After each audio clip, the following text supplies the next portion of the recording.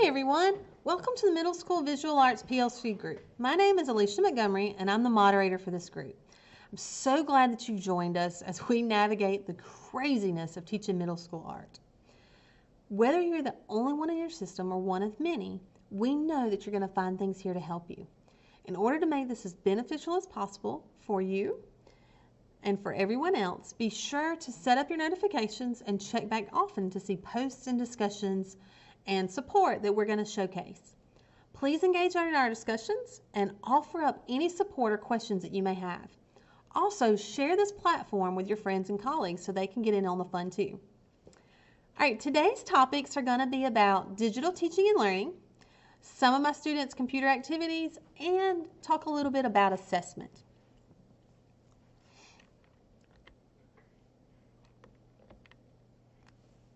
So if I had been told when I started my teaching career that there would come a day when I taught my classes online, I would have looked at them like they were crazy.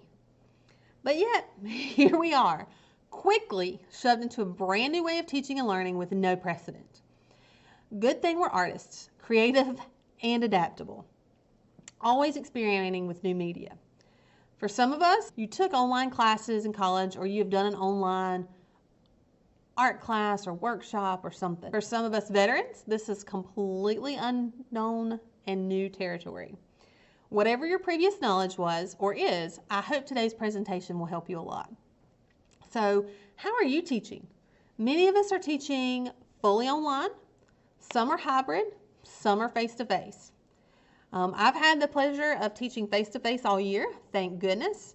However, I've had many students quarantine throughout the year, and I myself am just recovering from COVID. So if you see me sipping water, that's what's up with that while I'm going through our little presentation today. I've loved being able to be in person, but I've had to kind of change how I do that because I do have so many students that are learning from home or that are out sick or that are having different things going on, or I may have been quarantined. So I can still continue my class even if I'm not. Throughout all of this, I strive to continue to teach our Georgia Standards of Excellence and hold my students accountable and have high expectations for them, as well as just trying to make sure that they're doing okay. So first, if you're like me, sometimes I need a refresher of all this educational jargon. Even though I've been teaching for a long time, sometimes I'm like, wait, what does that mean? Wait, let me think about that. All right, so I'm just going to give you just a quick refresher on synchronous versus asynchronous learning. So synchronous learning is when you're all together at the same time, in the same place, either physically or virtually, okay, like in a Zoom meeting or a group meeting, all right, or whole class. Our whole class instruction is usually synchronous. Asynchronous learning means you might be meeting at different times, or in different places, or this is more like independent learning. So this would be like if you record a video and put it online for students to be able to watch when they can. Some tips that I find helpful, regardless of how I'm teaching, is modeling and routine. So I need to show my students how I expect them to behave, how I expect them to interact with me and with each other, and what I expect from them during their work time. So as far as routine goes, in my classroom, we discuss being respectful, not just to me, but to each other as well. We call it a positive place. If it's not nice, don't say it. I want them to be honest with each other, but I don't want them teasing or calling each other names or all those kinds of things that you have to fight with when you teach middle school. We talk about constructive criticism. Don't say, oh, that's ugly. Tell them, hey, what if you added a little bit more blue to that color? Have you thought about this? Right? Or say, hey, I really like the shapes that you used in your pattern. So we talk about, and I try to teach them how to learn to communicate and give constructive criticism and praise to their classmates. We talk about using proper language. Obviously, that means no cuss words and things like that, but I don't want you to talk to me like you text. I want you to fill out your rubric using complete sentences. not emojis or LOLs or things like that. No acronyms. And then I want to make sure that we discuss how to give positive feedback. And I model that by giving them positive feedback about what they've done well in their artwork as well. And we use professional artist artwork to do this as well. We talk a lot about using the elements and principles of art. For example, I like the colors you used. I think your artwork might be a little unbalanced because that tree is way larger than that building and there's nothing to balance it out. So we go through a lot of those things at the beginning of the quarter, especially with my sixth graders, because most of them have never had art before since we don't have elementary art. So we're kind of backtracking with them. We talk about doing your own work, talk about plagiarism and copyright, coming up with our own ideas. I have my students complete sketches, which have to be shown to me and approved before beginning on their final pieces. And I do this whether they are in person or at home. I have them snap a picture with their phone and send it to me or email it to me. This kind of helps ensure that they're coming up with their original artwork and that I can talk with them about their process before they begin on their final pieces. Any problems that they may come across. If they're really thinking outside of the box, make sure they've thought through how they're going to achieve the effects that they want, how they're going to blend those colors, whatever it is. Some background information before we start on our projects, some artists that work that way, or a particular art style, or an art period. So I give them a little bit of background information, and then we talk about their sketches and what to do for those. When they bring me their sketches, I look and make sure that they have all the criteria that I required for the assignment. Make sure I give them the rubric early so that they can look at it and make sure that they have those things in their sketches as well. So there's no guessing about what I'm grading them on. And then we talk about anything that they may need to adjust or correct or think through before I give them their paper for their final artwork. And that just kind of helps them with the process part of it, because I think that is as much learning as and grade worthy as their final project. And then their rubric, they fill that out, and I'll show you some examples of those. And they grade themselves to start with, because I want to see how they feel like they did. And we talk about being honest when you do that. And then I use the same rubric that they use and grade them as well. And I always tell them, if I think you did better, I'm going to give you more points. And I find that they are way harder on themselves than I am. What kind of platform tools do you use? Some people are using Google Classroom. Some people are using Google Meet. Some people are using Office 365. Some people are using Microsoft Teams, as well as many others. So any instruction that we do in class, I just record and I upload that to our online learning platform, or use a pre-recorded version of what we're doing. This usually includes our standards, our Georgia Standards of Excellence, a demonstration video, requirements for the sketches, and their final project, what they need to do for it. Then I send this out to my students with the due dates for each requirement. And in this format, I use my district assigned synchronous class time to evaluate their sketches, answer any questions they have, give additional tips about techniques or things they might need to think about. And then during their offline time, students can work on their assignments at their own pace. So how do I create my resources? I often use videos from YouTube or Discovery Ed, PBS Learning Media, Georgia Home Classroom, the Georgia Department of Education has some good ones, various art museums like the High, and a lot of different background. It has really good background information as they go through. So since we are currently face-to-face, I still set up my online learning platforms in the same way. Students that are absent or quarantined can look in their online learning platform and see what we're doing, and then they continue working from home. Okay?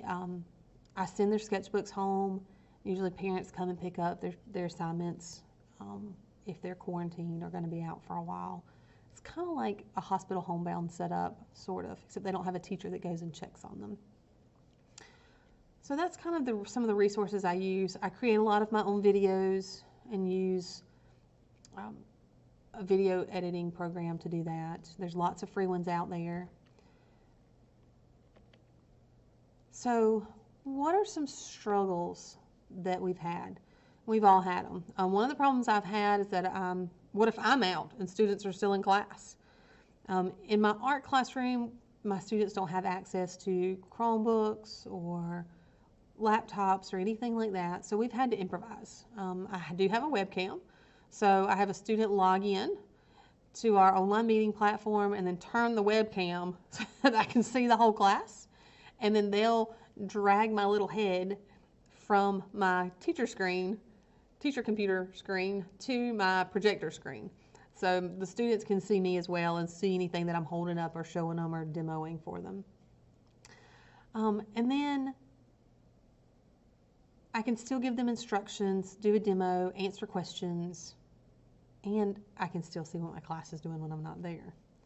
So I can tell who's running amok and who's being really good. Online behavior, misbehavior is just as much an issue online, I think, for everybody as it is in the classroom. You still have students talking out, saying inappropriate things, or putting emojis in the chat that are not appropriate.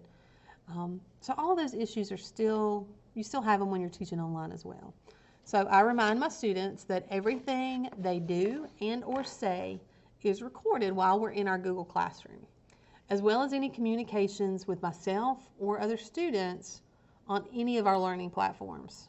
We have a monitoring system that monitors everything they do on school computers, so they can see those things. So any misbehavior for us can result in them being removed from the classroom or referral to an administrator. Another issue people have had is plagiarism.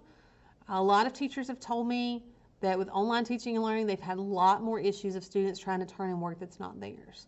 And one of the ways that I get around that is handling the sketches like I told you earlier, making sure that they show me those, and their final has to be very similar to that. If they decide to change ideas completely, they have to talk to me first. This kind of helps hold them accountable throughout the process. Also make sure that they sign their artwork at the bottom. It's harder to do if they've plagiarized it or gotten it from somewhere online. There's also lots of reverse image lookup things that you can use if you're teaching online that will help you if you're suspicious that a student may have plagiarized something. Students that don't have access at home is another issue. So what I do for students that don't have access to Wi-Fi or a computer, mostly I'll either print a packet, just like we did for the stations. It has the lesson on it, step-by-step instructions, or I post those or send those out in an email to parents or families if they have email. I do have some alternate assignments for students that don't have internet access or limited access to materials as well, that are already copied, and I can just send those home with the students. I actually did that. I had to go out on quarantine, and so I used those packets for my sub to use, and then also for the office to send home with a lot of students that I had quarantined from a different case. They were not quarantined because of me. So then they can pick up those packets and materials and things from the main office if they need to do that. My district has middle school connections on what we call a modified AB schedule. So we have odd day classes and even day classes, and we see them every other day. So our set virtual schedule would be meeting synchronously once a week with each class. I would meet with my odd day classes on Monday, my even day classes on Wednesday, and then on Tuesdays and Thursdays is when they would be working on their assignments in their online platform or on their own. And then this is also the time where I would meet with them to discuss their sketches, assignments. I would give them on the day that we met in class, and they would be due the following week on that same day. All right, some wins. Pre-recorded lessons. They're a big win. You can use them over and over again. I can use them in my classroom. My substitute can use them. If you mess up, we are all learning as we go. So just fix it and forget about it. Don't worry about it. Don't stress about it. And then just have patience with yourself and your students and some grace. We all need it. Okay? We're all learning. We're all trying to figure this out as we go. All right, so now to the fun part. All right, the student activities. This has been a crazy year. Even though I've been face-to-face, I love technology. I was a graphic designer before I started teaching, and so I love digital art. I love being able to create those things, and those are our 21st century skills that our students are going to need when they graduate from high school in the next 6 or so years. So I've been creating digital lessons and graphic design type lessons throughout the last few years. The past 2 years, I have written some grants, which, by the way, is really not hard. So if you're intimidated by that, just ask somebody at your school, academic coach or whatever, and they can walk you through that. It's not as bad as it sounds. And they've allowed me to add some to our graphic stations. They've allowed me to get some new laptops and some drawing tablets that we didn't have before, and the kids are really excited about that. The drawing tablets we just got last year, and they didn't come in until March, when everything kind of went crazy with COVID. So we haven't started using those yet because of all the challenges that we're facing this year, and how do we sanitize things, and just all the chaos that's going into being a teacher and being a student and being face-to-face this year. So I'm hoping next year that we will get those rocking and rolling, and I'll show you some of the things that we can do with those. We've just been using a mouse in the past, so you can still do those even if you don't have drawing tablets. And I'm going to put some of those lessons in the discussions tab of our community as well, and there'll be some things in the documents tab, so make sure you check those out. All right, so how do I create my student activities? And I'm going to use a cityscape to talk to you about step by step how I do that, and then I'm just going to show you some fun digital lessons that you can do with your students. So there are lots of ways to make your lessons. I've used Prezi, I've used YouTube, I've used Screencast-O-Matic, Screencast-O-Fi, lots of different things. As you can see a list of them here. If you're not familiar with some of those, just go to Google, type it in, look them up. All of these are really user-friendly, really easy to handle, and a lot of them are very easy to put into your online platforms. You'll also see a little arrow down there on your TRL, which is usually in with your grading system. On the Georgia Department of Education, there are lots of lessons that are pre-made with standards and examples on there for you. So if you're starting out as a first-year teacher, or if you're starting out online and you're trying to figure this out or trying to get some new ideas, check there. There's some great things there that are already set up for you. All right, so the way mine are set up online is I have a website that has all of these things on there. They have their essential question that is tied to our Georgia Standards of Excellence, and you'll see those listed there. All right, I have those spelled out on a poster in my classroom as well. And then there's a little button at the bottom that they can click to continue to the next part. This one goes through their elements and principles of art, and it has a little video that focuses on the elements and principles of art that we're focusing on with that assignment. So this one's about linear perspective. Oh, sorry, there's a little intro about linear perspective there. There's demonstrations that I have created and uploaded to the online platform so that they can see step by step of how to do different things. This one is step by step of how to draw their street, their sidewalk, buildings, windows and doors in linear perspective. And then they have to have this approved by me before they begin their final drawing. So they can click the little pop-out arrow here, and then they can watch the video in full screen, and they can pause it as they need to, go back, rewind it, go forward if they need to skip a part because they've already done it. So that makes it really user-friendly for the kids as well. Have guidelines for their final. Here's the step-by-step instructions where they can print these out. Okay, or if they're they don't have technology, this would be what I'd print for them and send home with them. I have an English and a Spanish version. While I teach traditional art lessons, I'm also teaching a lot of digital lessons. We still talk about elements and principles of art. How do you make colors? How do we make sure that it looks balanced? How do we create unity? All of those things are utilized in our digital visual arts lessons just like they would be a drawing or a painting that they did on paper or on canvas. So this is an example of what one of the lesson plans from the Department of Ed's website would look like. It has what your course is and your grade level. This one's a 7th grade lesson that I designed. This is the one that we're going to do using our tablets, but this particular student example was done just using the mouse on that computer. So this is a part of our graphic design unit or station, and there's an enduring understanding, which is just basically what is it you're trying to get them to get out of the lesson. So this one, they take a well-known masterpiece, like in this case the Mona Lisa, and give it an update using photo editing software. And I tell my students, you have been commissioned to take this artwork and update it for this family. And you're competing for the commission with other students in your class. And so that kind of gives them that, oh, I got to come up with some really cool stuff. And so what they do is on the computer, and you can use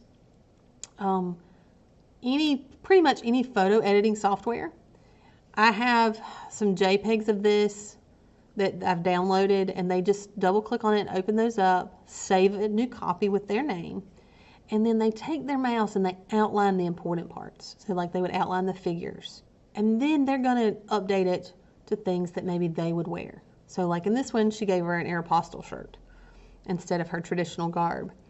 She changed the background and came up with her own little outside scene. Some of my students completely change the background. So I've had students that do the Mona Lisa and they put like the Eiffel Tower behind her. So there are lots of ways that they can modify or update these. Some of our really talented students may completely change their position and keep the face. And then all you see is that on top of the original line drawing of the Mona Lisa. And the kids really love being able to update these and make them their own. Here's another one that I've done where students take a picture of themselves, and it can be a picture that they took on their phone or that a parent took or whatever. So this is just a picture of me, and then they're going to come up with an acrostic that goes with the letters of their name. And so they'll use the first letter of each word is the letter of their name. And then you can use any photo editing software. Adobe Spark is free. You can use, if your school has Photoshop Elements or Photoshop, there's lots of free photo editing apps out there that you can add text. So there's all kinds of things that you can use for these. And I'll put some of those in your community as well so you can look at those and have those links there as well. All right, here's a cartoon face.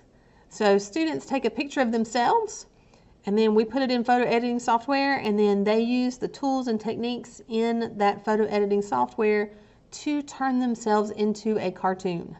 So this young man turned himself into this crazy blue little elf and added some artwork on the back. And this was just our concrete wall. And he used a filter to make it look like it was in some crazy place. So I think that really fits with this idea of his little cartoony head. And he added a little artwork down there with the little aliens. So you can pretty much give them free range with this. They love it. They love it, especially my 6th graders. They get so excited about all the different things that they can do. And you know, now they're doing it to their selfies, and they love filters. So this is a good way where you can incorporate that in. We talk about you still have to have balance, you still have to have unity, you still need to make sure that you kind of control your color palette, use repetition. Okay, so we talk about including those things as well, and not just, oh, I'm just going to use this filter. So we talk about, You have to use a certain number of different criteria, and we talk about those things as well. All right, this one is a Warhol-based project. So we take a photograph of themselves, and then we make 9 individual pictures with it and put those together. And on each image of themselves, they do a different filter. And so we talk about Andy Warhol, and we talk about how he does those different images of like Marilyn Monroe or different things. And so I show them examples of that before we do this. Another fun one that they do is giving an object human qualities, a personification. And so this is an example that a student did about the moon. And so they take and find an image of an object, and then they take that object and write a poem about it that gives that object some type of personification. So students that like to write really enjoy it. Oh, on this one, if I have students that have IEPs where they need help writing things, I'll let them tell me their story and then I'll type it out for them, or I'll let them pick a friend that can type it for them and doesn't mind doing that.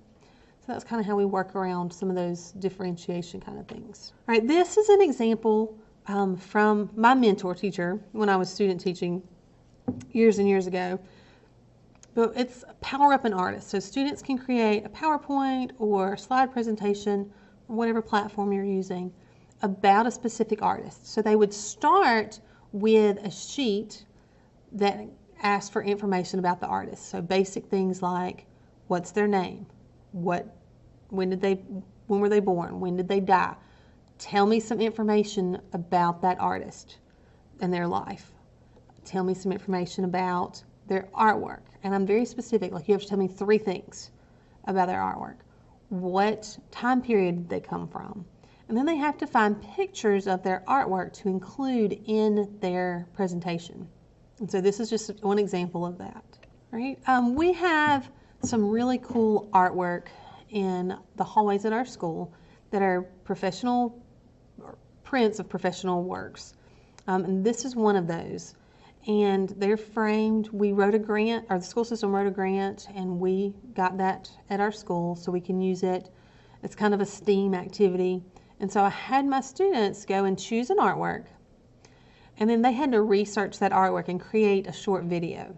It's more like an animated slideshow than an actual video, but it has information about the artist, when the artwork was created, some information about the artwork, why was it created, was it a commission piece, what period did it come from, what are the special characteristics about that artwork, and then some quotes about the student's art. Some quotes about the artwork that the students have looked up, and then some information about the student and why they chose that artwork. So it's just, I like the artwork because, and they have to fill in the blank. And then we took some Chromebooks and we had an open house one night, set those up by the artwork, and had those videos kind of playing on a loop. So parents and students and community members could go and see and learn about the art. Another thing that we did that was kind of similar to that is called a Build Your Own Art Gallery. So students are having to create a brochure for an art gallery. And this is one of the instruction sheets for that. So if you were designing a gallery that represented a specific theme, what artworks would you select? So like if your theme was horses, you might have some artwork by Deborah Butterfield, you might have some artwork by some other artists. So you got to have at least 6 pictures, and it has to be 2 pieces of paper, so it's front and back, and then we print those out and fold it up just like you would a normal brochure. You'd have to have the title of the artwork, what media it's in for each artwork, how big is it, so the dimensions of it, the artist's name, a quote by the artist or about the artist or the artwork. We looked these up online, so the web address where they found it, and then why they selected the artwork for the gallery. Why did they pick Deborah Butterfield's horse? All of those kinds of things. So they have to use at least 5 different websites and at least 5 different artists to help create this. And they can do it in Word, they can do it in any software that's similar to that where they can make a document. We talk about how to create a text box, how to create a picture box, how to move them so that you can overlap them if you need to. So we go through those steps and we talk about you still want to have balance, you still want to use Unity, you still want to make sure that you're grouping things together so you can tell they go together, using proximity. So a lot of those graphic design techniques as well. And then there's their self-reflection, which we talked about just a minute ago. Those are the kind of things that you have to include as well. Listing their elements and principles of design. Choose one of those and tell me how you used it. Tell me what one-point linear perspective is. What did you do well? What could you have done better? Within the online learning platforms, it's really nice if you have students that have read aloud accommodations or text-to-speech things, because for our school system, those are built in to their online learning platform. So when they log in, they have those tools there readily available, and they can just click on what they want it to read and it will read it to them. So that really helps you meet those accommodations that are in those IEPs as well. And then we have headphones so they can bring their own so they can listen to those things as well. So that really helps out in that regard. I hope this was helpful for you. If you have questions or would like any support, just let me know. You can let me know in the Godot community, and we'll get those taken care of. Have a great week.